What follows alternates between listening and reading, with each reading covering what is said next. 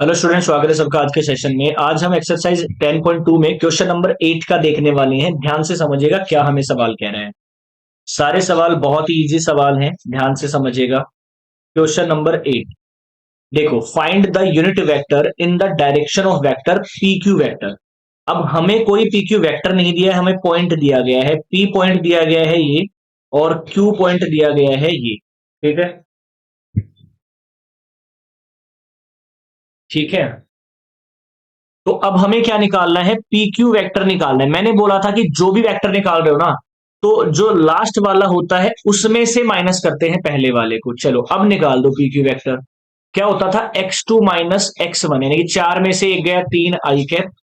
y2 minus y1, plus में आ जाएगा तीन जे कैप। और z2 माइनस z1, यानी कि प्लस का आ जाएगा तीन के कैप। अब ये तो मेरे पास क्या आ गया? वेक्टर निकाल लिया। अब यूनिट वेक्टर निकालना है, तो इसके लिए यूनिट वेक्टर क्या होगा? एक सेकंड, एक सेकंड, एक सेकंड, थोड़ा सा चेंज कर देता हूं ना मैं इसको। ये एरो हटा देते हैं और इस एरो की जगह हमारे पास क्या आ जाएगा? पीक्यू का कैप निकालना है, तो वेक्टर ये स्वयं आ जाएगा और इसका क्या आ जाएगा? मैग्नीट्यूड। ये फॉर्मूला मैं यूज करूंगा। सबसे पहले देखो, पीक्यू का जो मैग्नीट्यूड होगा वो क्या होगा? अंडर रूट में आई का कैप का स्क्वायर कर दो, जे कैप के कोफिशिएंट का स्क्वायर कर दो, और के कैप के कोफिशिएंट का स्क्वायर कर दो। ये आ जाएगा 9 + 9 + 9, यानी कि अंडर रूट में 27 आ जाएगा पी क्यू वेक्टर का मैग्नीट्यूड। तो मेरे पास जो यूनिट वेक्टर निकल के आएगा ना, वो क्या आएगा? तीन आई कैप, तीन जे कैप और तीन के cap divided by under root 27। आप यहां पर भी छोड़ सकते हैं, आप और भी सिंप्लीफाई इसको कर सकते हैं। आई होप ये सवाल समझ में आया होगा सभी बच्चों के। नेक्स्ट क्वेश्चन देखिए, बड़ा सिंपल सवाल है, question number 9। For given vectors, A vector हमें क्या दे रखा है? 2i माइनस जे कैप प्लस 2k कैप। और एक बी वेक्टर हमें क्या दे रखा है? माइनस का आई प्लस का जे माइनस का के।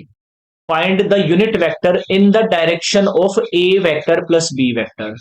यानी कि मैं क्या कर लेता हूं? लेट कर लेता हूं एक सी वेक्टर, जिसका आंसर क्या आएगा? ए प्लस बी, क्योंकि हमें इसी के डायरेक्शन में हमें क्या निकालना है?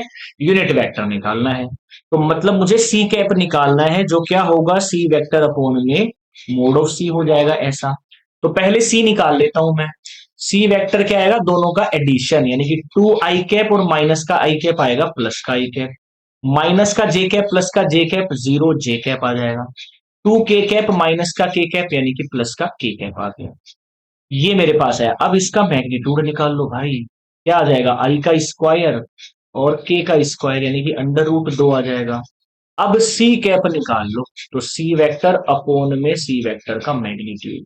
सी वेक्टर क्या है हमारे पास में? आई प्लस में के है और अंडर रूट में दो है। ये मेरा यूनिट वेक्टर आएगा इस सवाल में।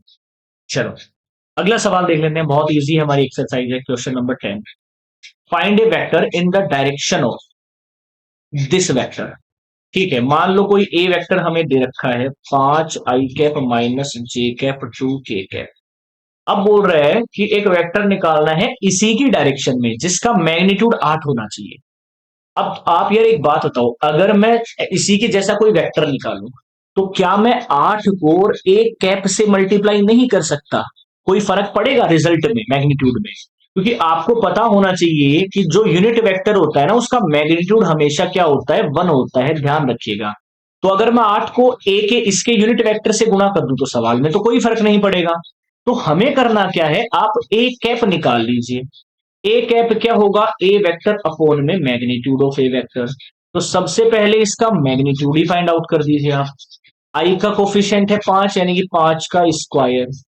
जे का कोफिशिएंट है -1, यानी कि इसका स्क्वायर। और के का है 2, तो इसका स्क्वायर आ जाएगा। ये तो आ जाएगा 25 + 1 प्लस में 4। कितना आ जाएगा? 26, 26 और 4 30, अंडर रूट में 30 आ गया ए वेक्टर का मैग्नीट्यूड। तो ए कैप कितना आएगा मेरे पास? 5i कैप माइनस जे कैप प्लस का 2k कैप अपॉन में अंडर रूट 30। इसको गुणा कर दो 8 से पूरे को, तो मेरे पास क्या हो जाएगा? 8 पंजो 40 आई कैप अपॉन में अंडर रूट 30, माइनस में 8 जे कैप अपॉन में अंडर रूट 30, प्लस में 16 के कैप अपॉन में अंडर रूट 30। ये आंसर हो गया इस सवाल का। यही वो वेक्टर होगा जिसका मैग्नीट्यूड 8 आएगा। आप करके देख लीजिएगा, इसका मैग्नीट्यूड 8 ही आने वाला है। चलो, उम्मीद करूंगा ये सवाल समझ में आएगा। क्वेश्चन नंबर 10 तक सभी को क्लियर होगा। शेयर सबसे कर देना, जो चैनल पर नए हैं लाइक जरूर करके जाइएगा। जय हिंद।